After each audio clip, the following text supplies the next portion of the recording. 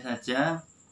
Bismillahirrahmanirrahim. Assalamualaikum warahmatullahi wabarakatuh. Salam sehat, salam sejahtera untuk semuanya, Bapak Ibu.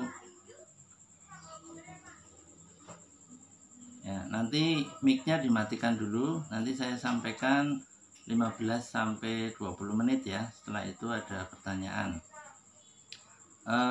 Salam sehat dan salam sejahtera untuk semuanya. Syukur alhamdulillah pada malam hari ini saya bisa bertemu bersilaturahim dengan kelas 3H, kelas otonomi daerah. Ini pada malam ini saya akan membahas tentang asas-asas otonomi daerah. Sebagai satu pengantar bahwa di dalam implementasi otonomi daerah yang diselenggarakan di Indonesia sudah melaksanakan beberapa undang-undang. Yang pertama itu adalah Undang-Undang Nomor 5 Tahun 1974. Kemudian Undang-Undang Nomor 33 Tahun 1999. Kemudian Undang-Undang Otonomi direvisi kembali pada Undang-Undang Nomor 32 Tahun 2004, dan yang terbaru itu adalah Undang-Undang Nomor 23 Tahun 2014. Tentunya ada karakter-karakter khusus di dalam implementasi undang-undang itu. Nah, berkenaan dengan karakterisasi dari Undang-Undang Otonomi itu, saya membuat satu PowerPoint yang membahas tentang asas-asas penyelenggaraan otonomi daerah. Jadi ini merupakan asas-asas yang diterapkan di dalam pelaksanaan otonomi daerah. Dalam sejarah pelaksanaannya di Indonesia, khususnya setelah kemerdekaan. Menyangkut asas-asas pelaksanaan otonomi daerah di Indonesia, itu sejarahnya ada 4 asas. Yang pertama itu adalah asas sentralisasi, yang kedua itu adalah asas desentralisasi, yang ketiga itu adalah asas dekonsentrasi, dan yang keempat itu asas tugas pembantuan. Apa karakter dari masing-masing asas itu sendiri? Saya jelaskan satu-satu. Yang pertama, sentralisasi. Asas sentralisasi ini pertama kali dilaksanakan di Indonesia setelah kemerdekaan. Pada masa itu pemerintahannya dipimpin oleh Bapak Insinyur Soekarno.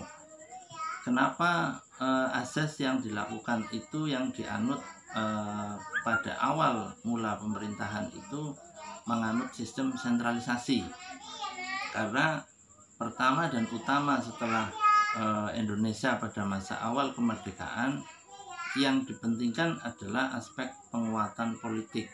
Yang dipentingkan adalah bagaimana kekuatan politik pusat itu bisa mencitrakan ke luar negeri. Karena utamanya ketika suatu negara itu baru, maka perlu ada pengenalan kepada luar negeri sebagai sasaran pencitraan, bukan dalam negeri.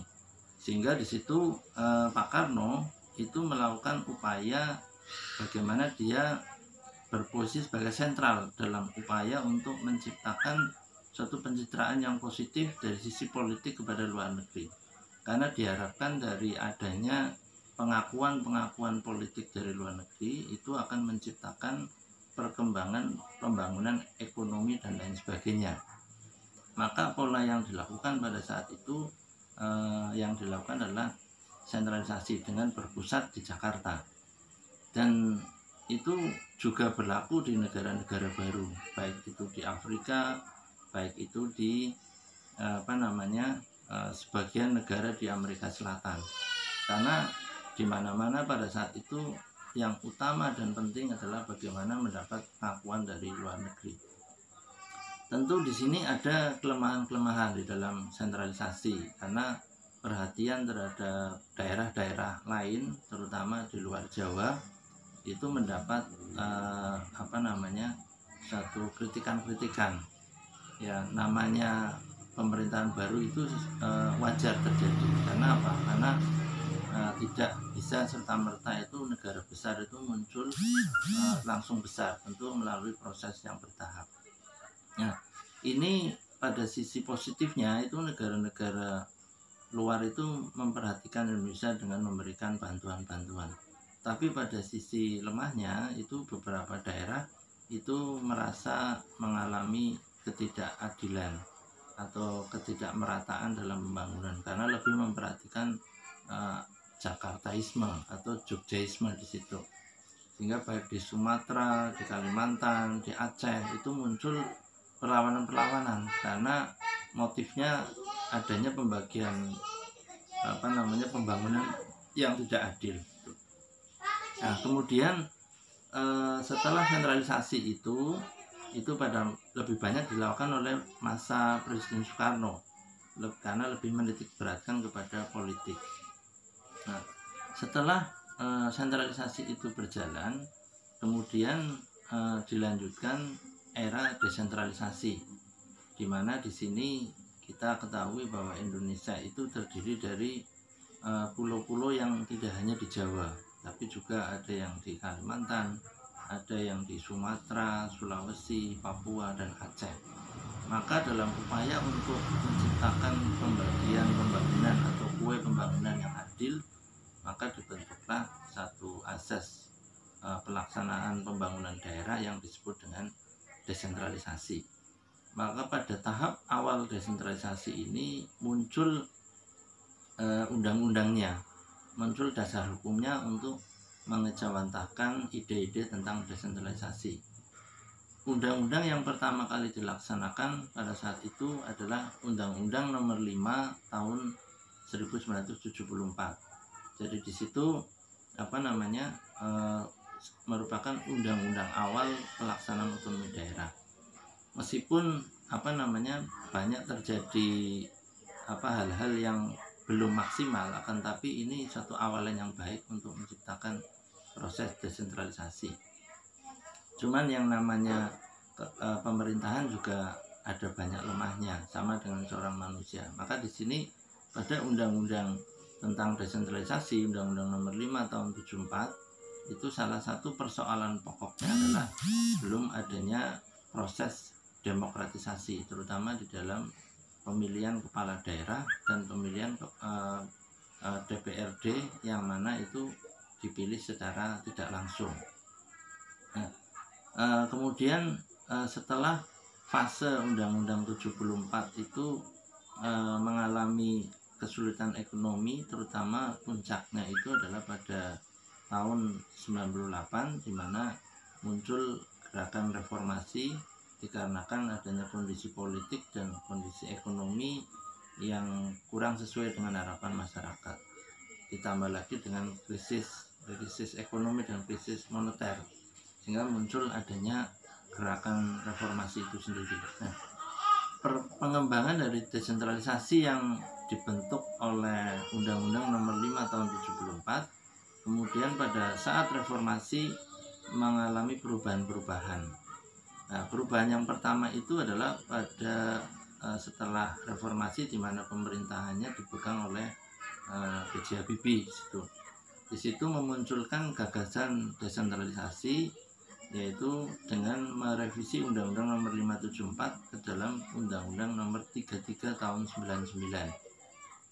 Saat itu konsepnya adalah Profesor Rias Rasyid di situ, dan kemudian Rias Rasyid mengupakan satu konsep agar yang utama di dalam pembangunan otonomi daerah adalah dipilihnya kepala daerah, dipilihnya DPRD dengan melalui pilihan secara langsung. Maka semenjak Undang-Undang Nomor 3399 itu, pemilihan bupati dan pemilihan DPRD dipilih langsung oleh masyarakat, sehingga munculnya pilkada-pilkada yang berjalan sampai sekarang. Nah, adanya perubahan-perubahan yang positif, terutama di dalam pemilihan pilkada dan DPRD ini, menciptakan satu perbaikan-perbaikan, menciptakan satu kemajuan-kemajuan di dalam proses desentralisasi. Dan kemudian pada era setelah itu, Ibu Megawati kemudian memunculkan gagasan baru dengan merevisi Undang-Undang Nomor 33 itu ke dalam Undang-Undang Nomor 32 tahun 2004. Nah, di sini terjadi perubahan lagi, terutama di dalam kewenangan-kewenangan yang dilakukan oleh daerah. Kewenangan-kewenangannya itu lebih luas dibanding dengan kewenangan yang dilakukan oleh undang-undang sebelumnya. Salah satunya adalah diberikan dana dari pusat untuk anggaran ke daerah itu porsinya lebih besar. Selain mendapatkan dana alokasi khusus, juga mendapatkan dana alokasi umum. Selain itu juga mendapatkan hibah-hibah misalnya dari prestasi-prestasi karena keberhasilan dalam pembangunan, kemudian prestasi-prestasi lain itu. Meskipun kemudian kembali ke desentralisasi itu ada revisi lagi, yaitu Undang-Undang Nomor 23 tahun 2014 yang mana berlaku sampai sekarang. Hal-hal yang masih berjalan adalah pemilihan langsung itu tetap ada. Kemudian kewenangan-kewenangan daerah semakin diperluas kecuali kepada 5 aspek di situ. Yang mana aspek-aspek itu masih bisa dikendalikan oleh pusat karena faktor-faktor tertentu di mana daerah belum bisa menjalankan itu. Kewenangan-kewenangan itu menyangkut politik luar negeri, kemudian menyangkut supremasi pengadilan, kemudian pertahanan keamanan, kemudian agama, kemudian kebijakan fiskal dan moneter. Hal-hal itu masih tercakup dalam pusat. Maka di sini asas desentralisasi itu belum bisa lepas langsung. Maka di sini pemerintah pusat di dalam otonomi daerah masih memerlukan pendampingan-pendampingan yang disebut dengan asas dekonsentrasi. Asas dekonsentrasi ini maksudnya adalah melepas kewenangan daerah, akan tapi pada hal-hal tertentu. Ada 5 hal pokok yang tadi saya sebutkan itu masih dalam urusan pusat. Kemudian posisi gubernur sebagai kepala provinsi, sebagai kepanjangan tangan dari pemerintah pusat juga masih berperan perannya terutama di dalam melakukan pendampingan otonomi daerah. Mungkin ke depan suatu saat barangkali dekonsentrasi itu akan lepas. Bisa juga seperti itu, tergantung aspirasi masyarakat yang berkembang di sana. Kemudian ada asas lagi yang dinamakan dengan asas tugas pembantuan atau istilah undang-undangnya itu asas Medebowin. Jadi di situ ada tugas-tugas yang dari pusat yang dititipkan di daerah. Misalnya kalau teman-teman di daerah melihat ada yang namanya peradilan negeri, ada yang namanya kantor urusan agama, kemudian ada yang namanya badan statistik dan lain. Itu adalah urusan-urusan pusat yang diperbantukan, nitip kantornya itu nitip di daerah-daerah untuk memudahkan di dalam proses desentralisasi dan dekonsentrasi. Nah, ini adalah empat asas otonomi daerah yang menjadi perjalanan dan mengikuti sejarah perkembangan otonomi daerah di Indonesia.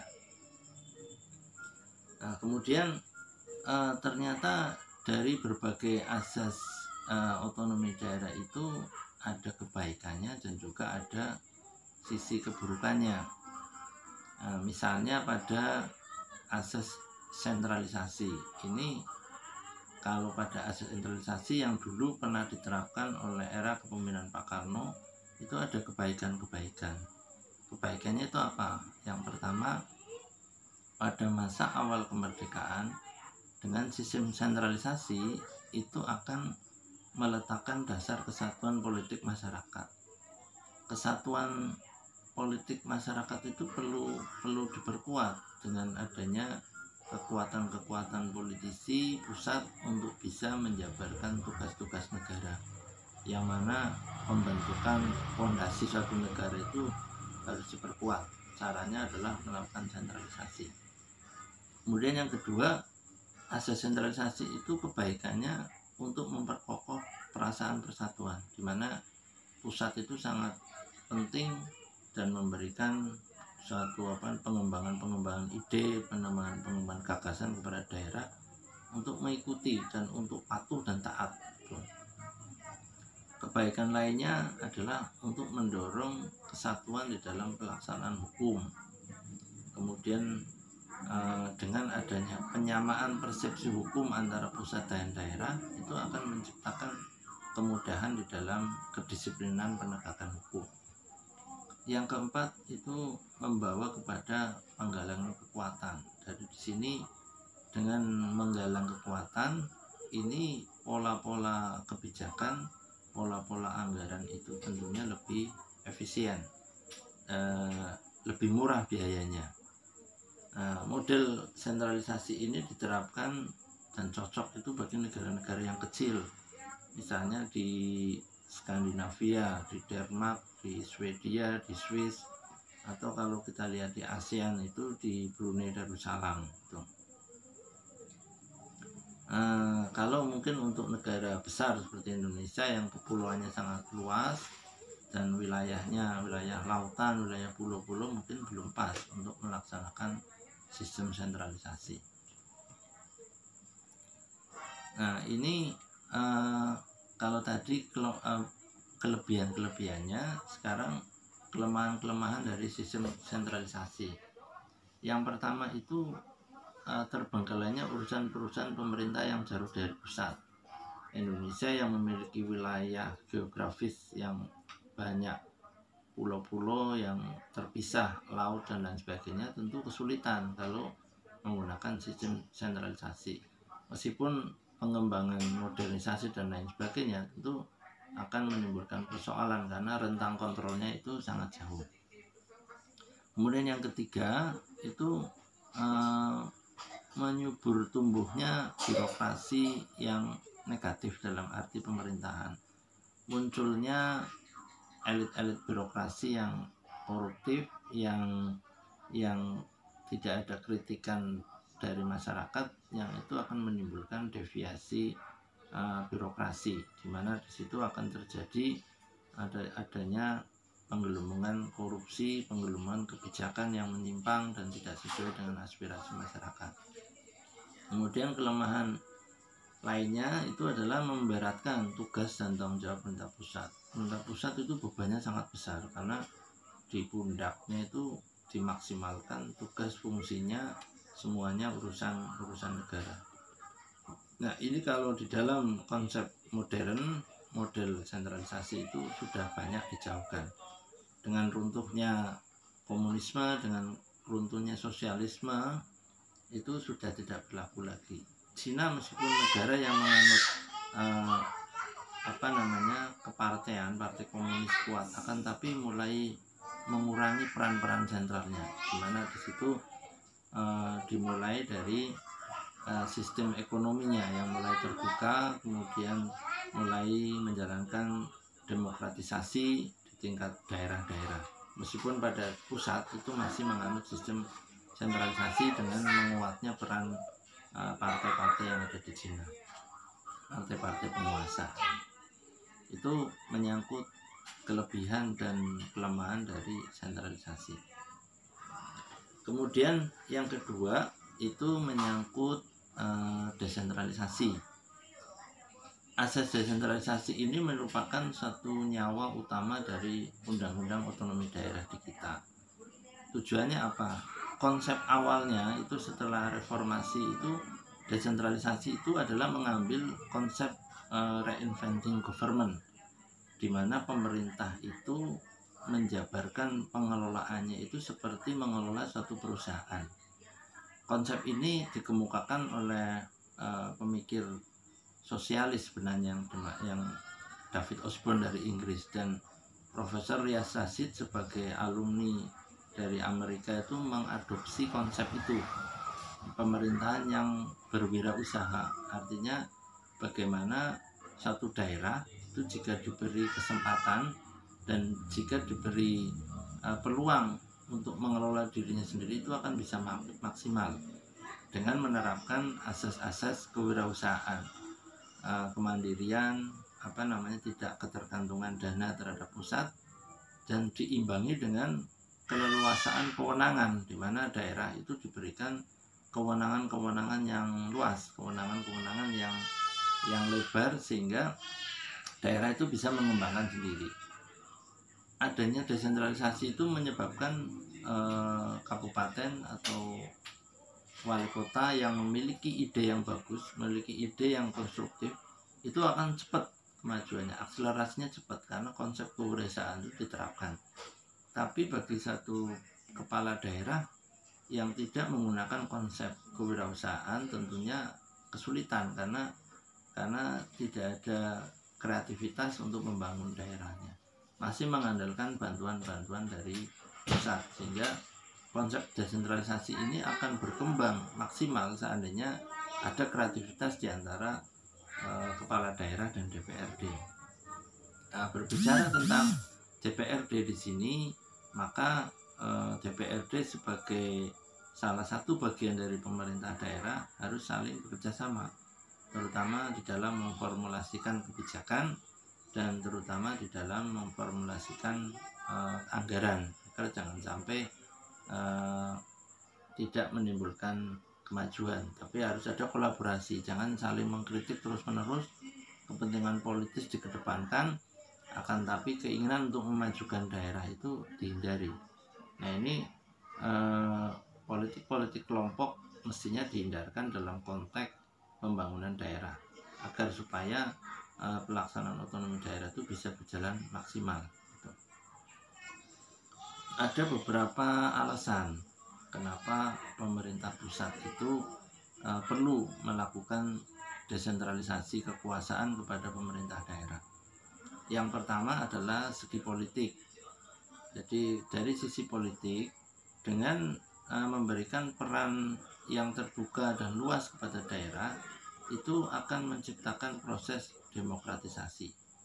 Proses demokratisasi itu pada akhirnya akan memberikan rasa keadilan bagi masyarakat. Karena apa? Karena mereka mengatur sendiri, karena mereka merealisasikan ide-ide sendiri, dan karena mereka memilih kepala daerahnya itu sendiri. Sehingga ini aspek politiknya seperti itu, untuk memberikan rasa demokratisasi pada pembangunan yang dilakukan oleh pusat dan daerah. Kemudian yang kedua itu dari segi manajemen pemerintahan.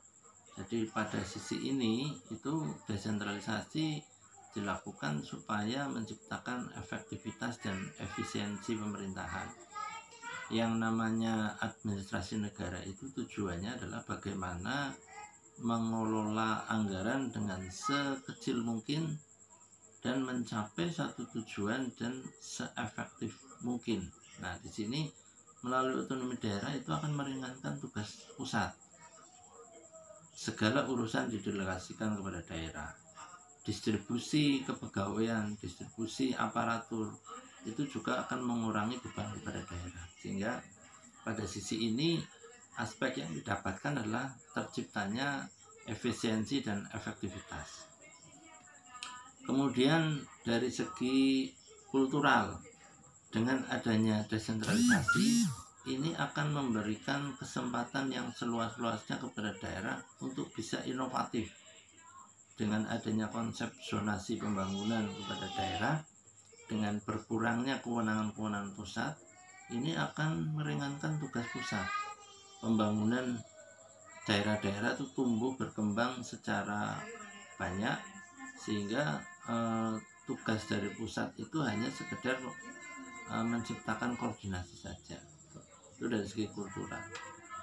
Kemudian ada kepentingan pemerintah pusat di situ, dengan adanya komunikasi yang baik, komunikasi politik, komunikasi ekonomi dan lain sebagainya, itu akan memudahkan pusat itu mentabulasi keberhasilan daerah, yang itu bisa dicitrakan ketika kepada politik luar negeri bahwa keberhasilan daerah itu adalah keberhasilan pusat.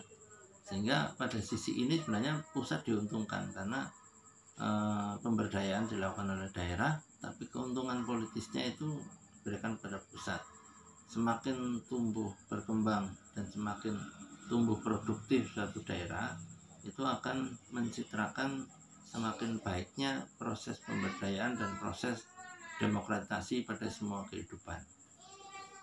Dan yang utamanya dengan melakukan sistem asas desentralisasi itu akan bisa melakukan percepatan pembangunan dengan adanya modernisasi baik di tingkat aparatur, dengan adanya pengembangan SDM di semua aparatur negara. Itu dengan diberlakukannya sistem merit system itu akan memudahkan pusat. Tinggal bagaimana pusat itu bisa membimbing melalui kepentingan-kepentingan pusat di asas dekonsentrasi. Jadi itu beberapa alasan kenapa pemerintah itu perlu melakukan sistem desentralisasi. Nah, meskipun sebaik apapun produk dari manusia, tentunya ada kelebihan dan kelemahan itu. Kelebihannya tadi, kelemahannya itu ada tentunya. Kelemahannya itu apa? Organ pemerintah itu tambah banyak. Nah, ini akan bertambah kompleks di dalam proses koordinasi. Tentunya dengan semakin banyaknya struktur organisasi itu akan menciptakan kesulitan di dalam koordinasi. Rentang kontrolnya lebih panjang, dan ini pada akhirnya jika tidak dikelola dengan satu sistem politik yang baik, itu akan muncul dan tumbuh berkembang ada yang tidak suka terhadap pemerintah pusat. Kemudian kelemahan yang kedua itu keserasian dan keseimbangan kepentingan pusat dan daerah itu mudah terganggu karena percepatan pembangunan tiap daerah yang tidak sinkron dengan pusat itu akan menyebabkan munculnya friksi-friksi di dalam perjalanannya. Nah, ini salah satu kelemahan. Kemudian yang ketiga, dan ini juga berbahaya, ini dapat mendorong timbulnya fanatisme daerah, di mana karena daerah merasa maju dan merasa bisa untuk melakukan, sehingga muncul egosentris kedaerahan. Tegal itu ternyata lebih bisa tanpa pusat misalnya gitu, ataupun Pemalang ataupun Brebes. Tapi ini mungkin tidak terjadi karena ada kekuatan politik misalnya pada pemimpin daerah yang masih berkomunikasi dengan pusat. Kemudian kelemahan yang lainnya adalah keputusan yang diambil itu memerlukan waktu yang lama. Jadi di sini keputusan-keputusan yang ada itu memerlukan waktu lama karena banyak dan karena luas jangkauannya dan banyak struktur organisasinya. Dan kelemahan yang urgen yang juga perlu diperhatikan tentunya di sini biaya itu juga lebih banyak. Biaya komunikasi, biaya koordinasi, biaya untuk gaji aparatur, biaya belanja itu akan lebih banyak. Tapi inilah kelebihan kelemahan selalu ada pada setiap asas. Maka di sini tinggal bagaimana pilihan-pilihan masyarakat itu lebih mana itu. Itu tadi sentralisasi, yang kemudian yang kedua desentralisasi, yang ketiga adalah dekonsentrasi. Apa itu dekonsentrasi?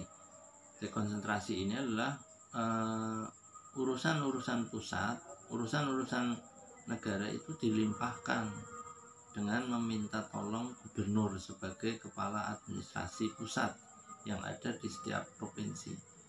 Jadi pusat itu nggak mungkin menjangkau masing-masing kabupaten, maka di sini minta tolong kepada gubernur, Pak Ganjar tolong supaya urusan-urusan pusat dikomunikasikan, program-program pusat dikomunikasikan, supaya tidak terjadi fanatisme daerah yang dikhawatirkan di dalam konsep desentralisasi.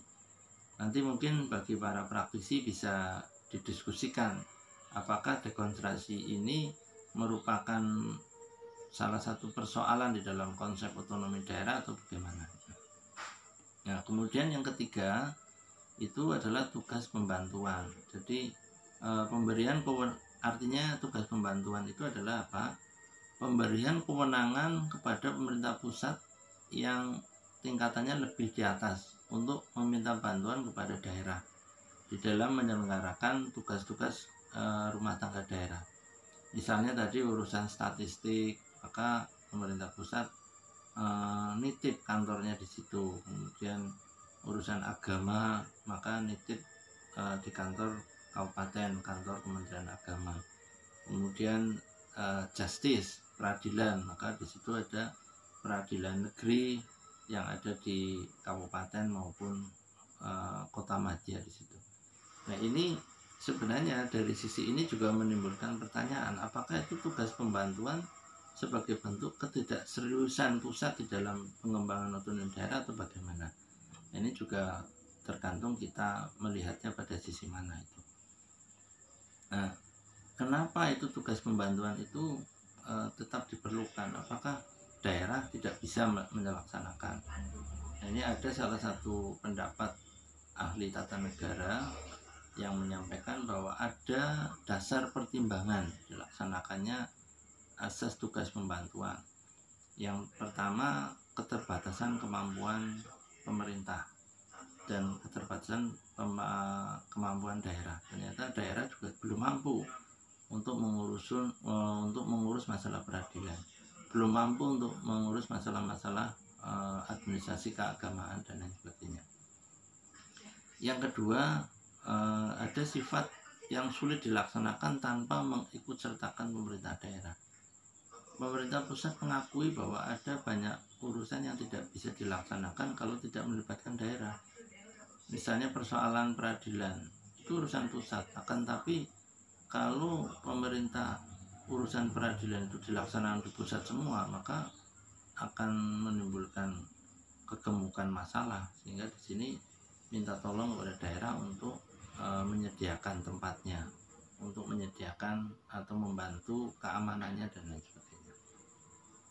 Kemudian yang ketiga itu adalah adanya perkembangan dan kebutuhan masyarakat, sehingga urusan pemerintah itu akan lebih maksimal di dalam pelayanan kepada daerah. Jadi itu berbagai asas-asas yang ada di dalam pelaksanaan otonomi daerah yang menjadi sejarah perkembangan pelaksanaan otonomi daerah. Jadi ada pernah Indonesia melaksanakan asas sentralisasi, kemudian sekarang sentralisasi tidak diterapkan tapi menerapkan asas desentralisasi, dekonsentrasi, dan asas pembantuan. Saya kira itu penjelasan singkat dari saya. Mungkin sebelum selesai barangkali ada pertanyaan-pertanyaan dari mahasiswa.